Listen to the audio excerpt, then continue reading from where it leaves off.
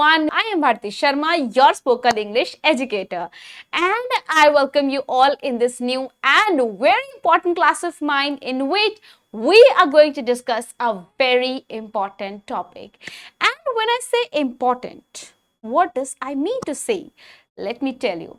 When I say important, तो यहाँ important topic जिसकी मैं बात कर रही हूँ, that is based on idioms, right? So today in this class I'm gonna tell you about idioms. अब आप मुझे ये बताइए, आपने पहले कभी भी idioms के बारे में पढ़ा है? Come on, tell me. I'm sure आप सबने बचपन में जरूर पढ़े होंगे, बट ज्यादातर कौन सी लैंग्वेज में आपको याद रहते हैं? हमारी मदर टंग में, कौन सी? हिंदी में, राइट? लेकिन जब बात आती है ना इंग्लिश की, तो we just get confused with it, right? So today I'm going to provide you idioms. पहले मैं बता दूं कि idioms का हिंदी में क्या मतलब होता है. So idioms को हिंदी में हम कहते हैं मुहावरे. आपने सुने तो होंगे बहुत सारे मुहावरे, नहीं? जैसे कि आम के आम, गुठलियों के दाम, जैसे कि बहुत सारे, बंदर क्या जाने अदरक का स्वाद. अब idioms में क्या होता है ना कि हम बात कह कुछ और रहे हैं, मतलब हमारी वर्डिंग्स कुछ और है, लेकिन मतलब कुछ और ही है. That's what idioms are. And same goes with the English as well. So what are idioms? Let's understand. I'm not just going to provide you about idioms. Also, I am going to give you 10 idioms that you can use in your daily lives. Which you can use in your daily lives, right? So without it wasting any time, let's get started with the class. All right students, तो सबसे पहले जानते हैं what is an idiom. आखिर idiom है क्या चीज, सबसे पहले हम ये जानते हैं. So here you go with the definition, and definition says that idioms are a type of figurative language that uses expression or phrases with a meaning that is different from the literal definition of the words used. यही बात मैंने आपको थोड़ी देर पहले ही बताई थी. They are a common feature of many languages including English. So what it means to say? It means to say कि idioms क्या चीज है? Idioms एक ऐसी figurative language है जिसे हम use करते हैं किस लिए? हम express करना चाहते हैं. When you want to express, right? That uses expressions. क्या use होते हैं उसमें? Expressions use होते हैं, कुछ phrases use होते हैं, right? And इसका क्या basically हम words कुछ और ले रहे हैं. अगर हम उस exact word पे जाएंगे तो मतलब कुछ और निकलेगा. But we're not going on the words. We meant something else, right? हम words पे नहीं जा रहे हैं, हम शब्दों पे नहीं जा रहे हैं, हमारा मतलब कुछ और होता है. अब मैं अगर बोलूं बंदर क्या जाने अदरक का स्वाद, हिंदी में अगर मैं इस मुहावरे को लूं तो इसका क्या मतलब हुआ कि बंदर ने कभी अदरक नहीं चखी होगी, उसको क्या पता अदरक का स्वाद. क्या मैं यही कहना चाहती हूँ? नो, मेरा मतलब कुछ और है कहने का, राइट? उसे ही तो कहते हैं मुहावरे. तो इंग्लिश में भी वही बात है कि हम वर्ड्स कुछ और यूज कर रहे हैं, मतलब कुछ और है. और ये इडियम सिर्फ लर्न करने से ही आपको हमेशा याद रहेंगे, क्योंकि इसका और कोई भी तरीका नहीं है, राइट? ये कोई समझने वाली चीज नहीं है, ये लर्न करने वाली चीज है, right? So I am going to give you few English idioms which you can use in your daily lives. Now, for example, if I'm saying, for example, वाला लाइन कट कर देना. Now, idioms are often used. Now, idioms are often used in everyday conversation and can add color and depth to the language. That's a truth, right? कि idioms जो है हम English conversations में, मतलब ज्यादातर हम जब बात कर रहे हैं इंग्लिश में, तो डेफिनेटली हम यूज कर सकते हैं. और जब आप ये यूज करते हो तो उससे क्या होता है ना कि आपकी बात में ना, जैसे अगर आपके पास फीकी लग रही है ना, तो उसमें वो कलर ऐड कर देता है और आपकी बात को थोड़ा गहराई में ले जाता है. That's what idioms do. Now, for example, if I'm saying raining cats and dogs, ये सुनने में कैसा लग रहा है कि कुत्तों और बिल्लियों की बारिश हो रही है? No, of course not, right? This is what I meant by the idiom. ठीक है, अब मैं बोल रही हूँ raining cats and dogs. What does that mean? That means, which means that it is raining heavily, but the words themselves do not suggest the meaning. ये है idioms, ठीक है? रेनिंग कैट्स एंड डॉग्स, ये idiom हम तब use करते हैं जब बहुत तेज बारिश आ रही होती है, right? When it's raining heavily, बहुत तेज बारिश आ रही है, सो यू कैन से it's raining cats and dogs, right? Now इसका अगर हम एग्जैक्ट लिटरल वर्ड्स पे जाएंगे तो मतलब कभी भी समझ में नहीं आएगा. You just need to learn that. Clear है? Now here you go with the idiom can used in a variety of contexts such as in conversation, writing, literature and can make language more interesting and engaging. ठीक है? idioms क्या है? idioms जो है हम उसको काफी variety of context में यूज कर सकते हैं, जैसे कि conversation में, writing में, लिखते टाइम भी हम काफी सारे idioms को यूज कर सकते हैं, literature में हम काफी सारे यूज करते हैं, आप पढ़े भी होंगे अगर आप लिटरेचर के स्टूडेंट हो तो. एंड कैन मेक लैंग्वेज, और ये इडियम्स जो है लैंग्वेज को बहुत ज्यादा इंटरेस्टिंग और एंगेजिंग बना देती है. That's what idioms do. Now you must be thinking, ma'am, you have literally excited us by telling about the idioms. Now please just give us the idioms, right? So don't you worry. Now you don't need to wait for anything else. I'm just going to tell you those 20 idioms. Clear hai? So let's get started with that as well. All right, my students. So here you go with the very first idiom, and that says chip off the old block. And you know what? मैं आपको देने वाली जो 20, try to remember that as much as possible. जितने ज्यादा हो सके ना उनको लर्न करने की मेरे साथ साथ कोशिश जरूर कीजिएगा. तो सबसे पहला हमारे पास जो idiom है वो है chip off the old block. Chip off the old block. मतलब क्या है इसका? चलिए जान लेते हैं. A person is similar in behaviour और एक्शंस टू हिज पेरेंट्स. ठीक है? चिप ऑफ द ब्लॉक का, chip off the old block, इसका मतलब ये होता है कोई ऐसा पर्सन जो कहीं ना कहीं उसकी आदतें, उसका बिहेवियर उसके पेरेंट्स के जैसा, उसकी आदतें, उसका बिहेवियर, वो जो एक्शंस करता है वो उसके बिल्कुल पेरेंट्स से मिलता जुलता है. तो कोई ना उसकी आदतों से, उसके बिहेवियर से, समटाइम्स उसके लुक्स से भी हम उसको पहचान सकते हैं कि ये उनका बेटा है, right? So you can say that chip off the old block. Clear? Interesting लगा? आई एम श्योर आपने कुछ डेफिनेटली नया सीखा होगा. Now let's take some examples, ताकि एग्जांपल्स साथ आप रिजेंबल कर ले और अच्छी तरीके से इसको याद रख सके. So here you go with the example. when grandmother saw his grandson collecting coins like her son used to do, she knew he was a chip of the old block. Right? समझ में आया? यहां से यहां पे ये कहा जा रहा है कि जब दादी माँ ने अपने पोते को देखा कॉइन्स को कलेक्ट करते हुए, जैसे कि उनका बेटा किया करता था. उनका बेटा मतलब उनके ग्रैंडसन के father, of course, right? Grandmother के बेटे, right?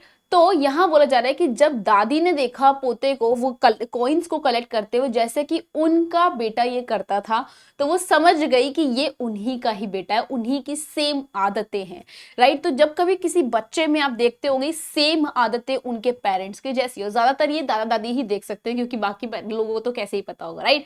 So that's it chip off the old block. You can say that he was a chip of the old block, or he is the chip of the old block. Clear?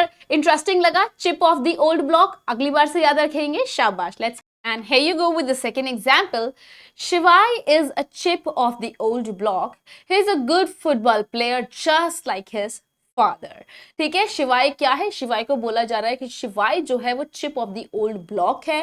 कहने का मतलब क्या है यहाँ पे कि वो भी बहुत अच्छा फुटबॉल प्लेयर है, जैसे कि उसके फादर बहुत अच्छे फुटबॉल प्लेयर थे. ठीक है? तो यहां पर क्योंकि फिर से उसकी फादर की जैसी हैबिट आई है उसके अंदर, तो हम बोल सकते हैं दैट शिवाय is a chip off the old block. Clear है? फर्स्ट इंटरेस्टिंग है लगा? याद हो जाएगा? शाबाश. नाउ याद होगा कैसे? जब आप इसी चीज को अपनी प्रैक्टिकल लाइफ में उतारेंगे. ठीक है? सो आप कैसे बोल सकते हो that he is a chip off the old block, right? अगर उसकी एक्चुअल में आदत अपने पेरेंट्स से मिलती है तो. ठीक है? So this is chip off the old block. Next time अगर आपके सामने कोई ये बात बोले तो आपको मतलब पता होना चाहिए. ठीक है? चलिए आगे बढ़ते हैं. All right, students. Now here you go with the second one, and which is fair and square. Fair and square. ये भी एक इडियम है. इसका क्या मतलब होता है? Fair and square. Fair and square मतलब बीइंग डायरेक्ट और फेयर, राइट? अब जब डायरेक्टली कोई बात करना चाहते हो, राइट, सीधा सीधा आपने बोल दिया, काइंड ऑफ स्ट्रेट फॉरवर्ड, तो आप बोल सकते हो fair and square. Fair and square. Let's take some example, and here you go. To tell you fair and square, I did everything that I was meant to do, but I still feel unfulfilled. अब यहां पे कहने का इसका मतलब ये है कि अगर मैं सीधे सीधे बात करूं, अगर मैं सीधे सीधे बात करूं तो मैंने वो सब कुछ किया जो मुझे करना चाहिए था, बट फिर भी मुझे बहुत अनफुलफिल्ड फील हो रहा है. ठीक है, so this is what fair and square means. The supporters for the other team were angry, but we won the game fair and square. ठीक है, यहाँ पे क्या बोला है कि सपोर्टर्स, जो दूसरी टीम के सपोर्टर्स थे, वो बहुत ज्यादा गुस्से में थे, लेकिन हमने जो गेम खेला वो फेयर एंड स्क्वायर था. मतलब हमने बिल्कुल सीधा सीधा, मतलब सही तरीके से गेम खेला, उसमें कुछ भी जमाल घोटा या कुछ भी नहीं किया. Right, that's what fair and square means. I hope this is clear to you. Let's move ahead. All right, students, now here you go with the third one. And third idiom क्या है? Third idiom है a black sheep. अब काली भेड़ नहीं. We are not going to, we are not even supposing the meaning of the exact words, right? This is what I've just told you, कि हम words पर नहीं जाएंगे, उनके पीछे का मतलब हमें पता होना चाहिए. अब ब्लैक शीप का मतलब क्या होता है? Being a disgrace for the family. ठीक है, अब इसका क्या मतलब है मैं आपको बताती हूँ. जैसे आपने रामायण पढ़ी है, राइट? तो उसमें विभीषण ने क्या किया था? उन्होंने राम जी को सब कुछ बता दिया था कि कैसे रावण की डेथ होगी. तो he was a black sheep. ठीक है, तो इस एग्जाम्पल से आप हमेशा याद रख सकते हैं कि ब्लैक शीप क्या होता है. ठीक है, मतलब क्या है कहने का कि जो अपने घर की बारे में जितनी भी बातें हों उनको बता दे, या अपने घर का बुरा चाह रहा हो, kind of person like that. Right, इस तरीके के लोग भी होते हैं. एक्सेप्टेड, मेरे को भी एक्सेप्ट करने में बड़ा टाइम लगता है, but this was the example that I can remember. Right, so being a disgrace for the family, जो फैमिली के लिए बिल्कुल बेकार हो, जो हमेशा उल्टा ही चाहेगा, that's what a black sheep is all about. And here you go with the example that don't talk about Anish anymore. Turns out he was the black sheep for the family. He married someone else while he was still arranged to his fiance. अब यहाँ पे क्या मतलब है इस चीज का? यहाँ पे ये कहना चाहते हैं कि वो अनीश के बारे में अब ज्यादा बातें नहीं करते. कौन? फैमिली मेंबर ज्यादा बातें नहीं करते. क्यों? Turns out he was the black sheep for the family, क्योंकि वो फैमिली का ब्लैक शीप था, जैसा कि आपको समझ में आया है.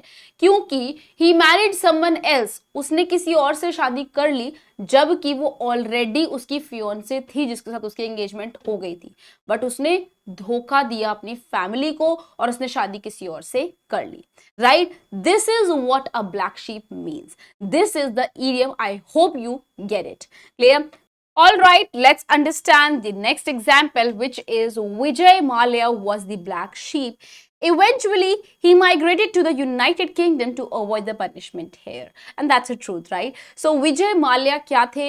वो एक black sheep थे हमारी country के लिए, क्योंकि eventually वो जानबूझकर United Kingdom UK जाकर migrate हो गए, वहाँ जाके settle हो गए, ताकि उनको यहाँ पर punishment ना झेलनी पड़े.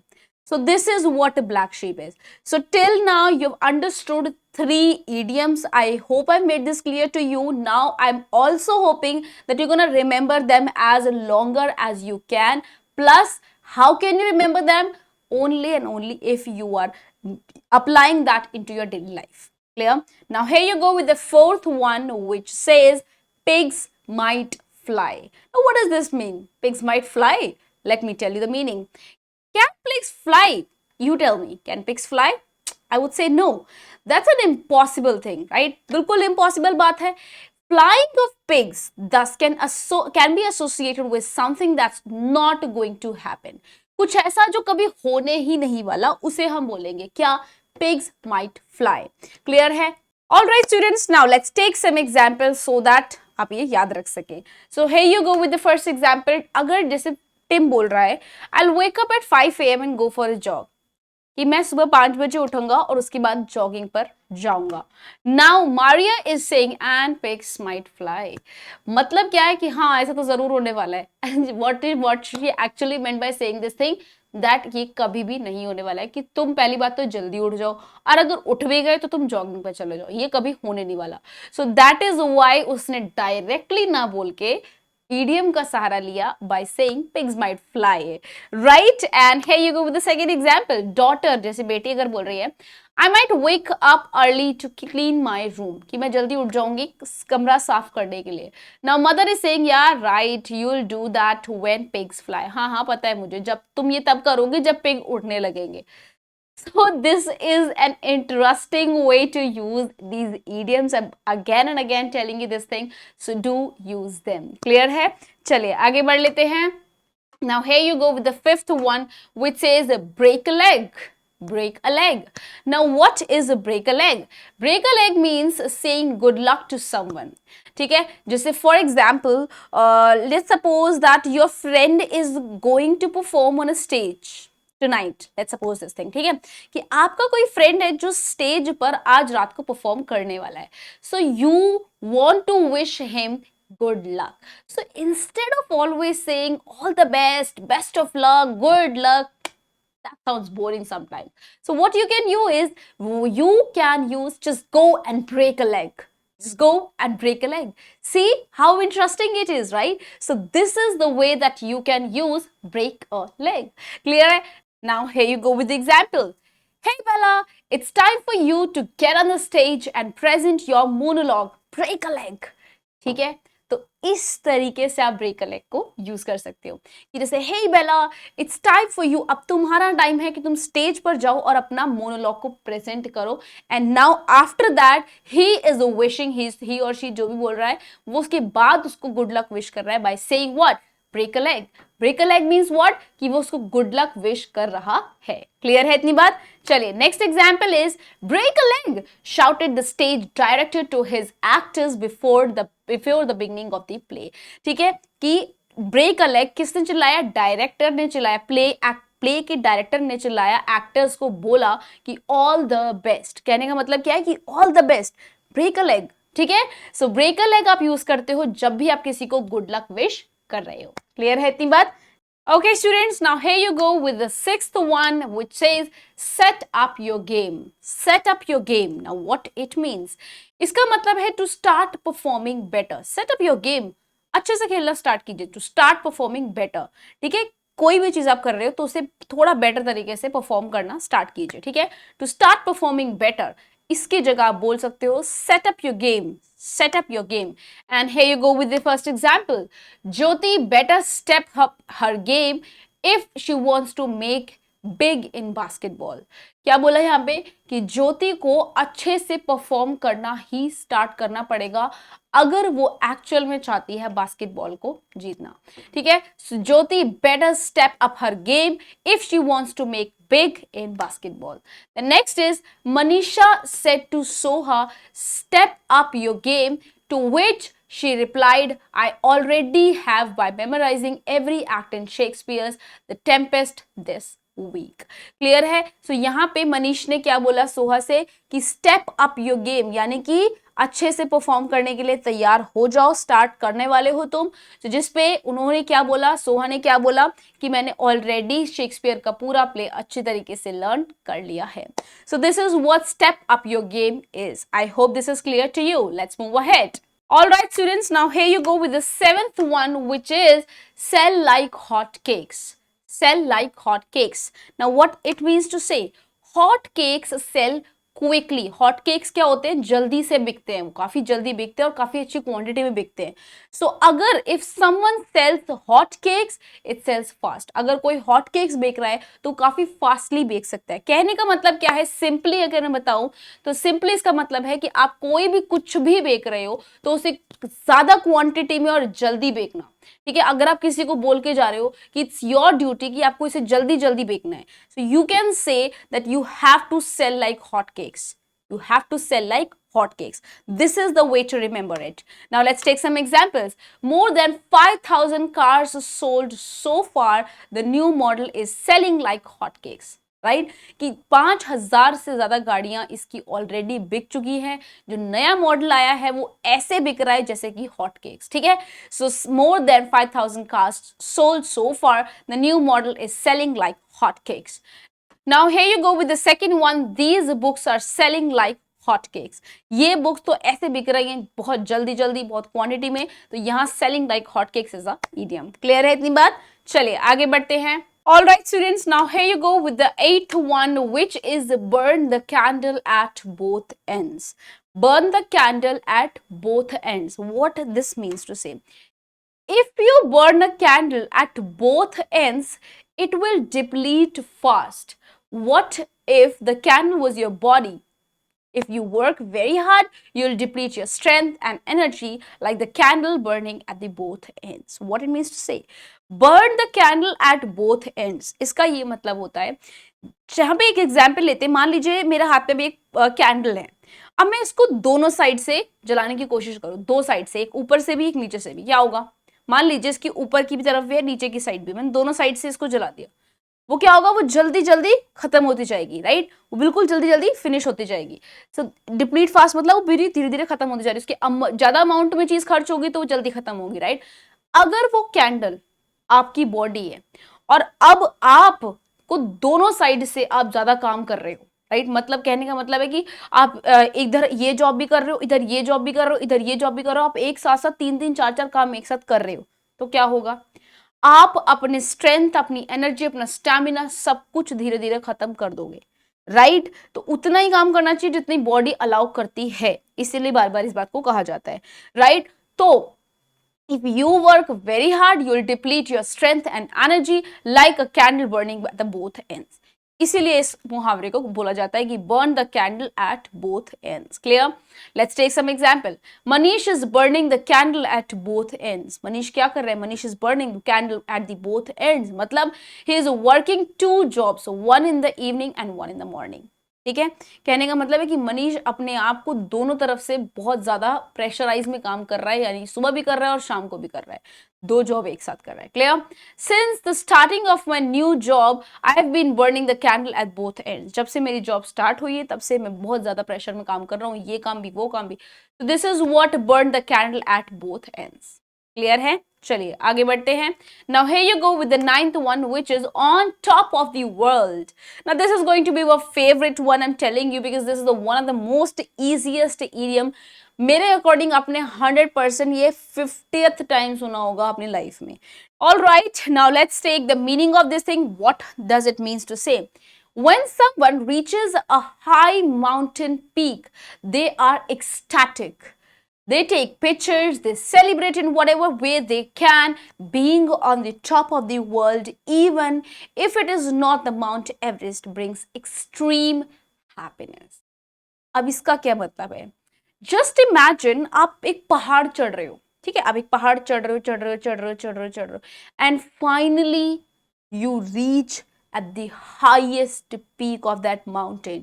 आप उस पहाड़ के बिल्कुल हाईएस्ट पीक पर जाकर खड़े हो जाते हो, अब वहां पहुंच जाते हो, कैसा लगेगा आपको?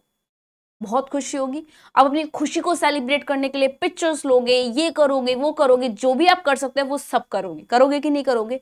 This is what on the top of the world means. मतलब लाइफ में जब आप बहुत सारे हर्डल्स को क्रॉस करते हो करते हो करते हो एक किसी चीज को पाने के लिए, and finally when you got the thing, आप बहुत ज्यादा खुश हो जाते हो।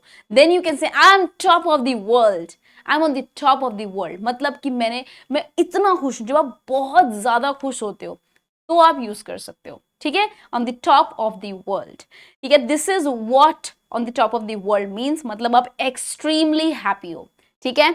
Let's take the examples as well. I was on the top of the world after landing the job I so badly wanted.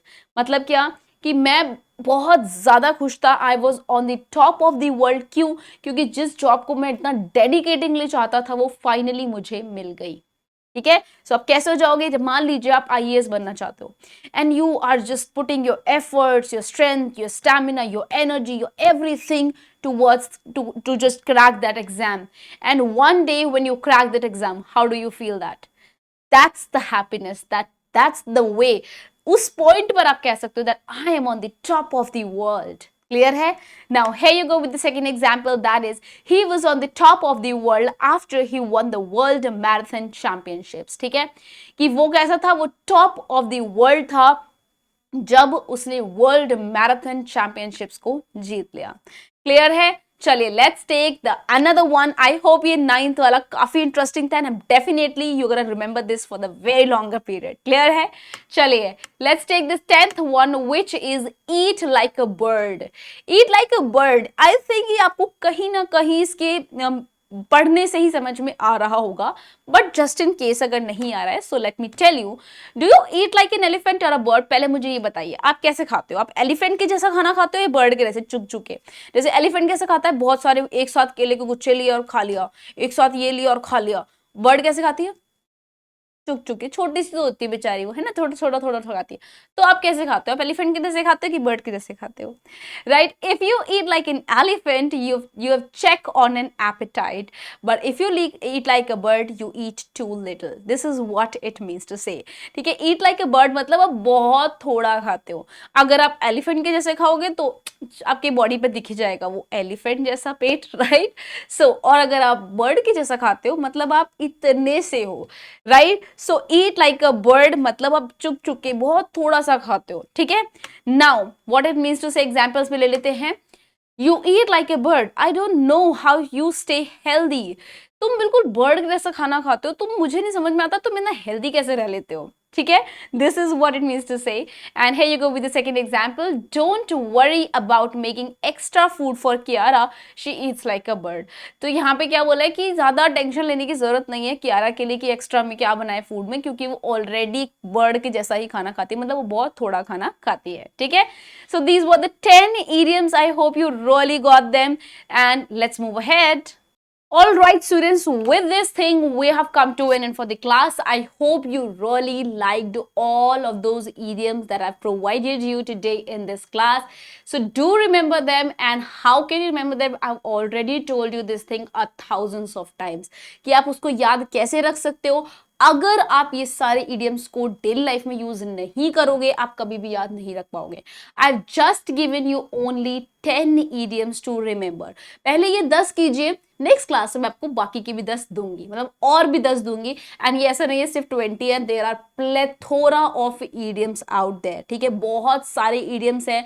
I am just giving you those idioms that you can use, that you can remember for the very long time. Clear? So this was it for the idioms. I hope you really loved the class. I hope this class you find out this class is a very interesting one. With this thing I'm going to meet you in my next class. Till then, stay connected, be happy, keep learning and keep practicing. Bye bye.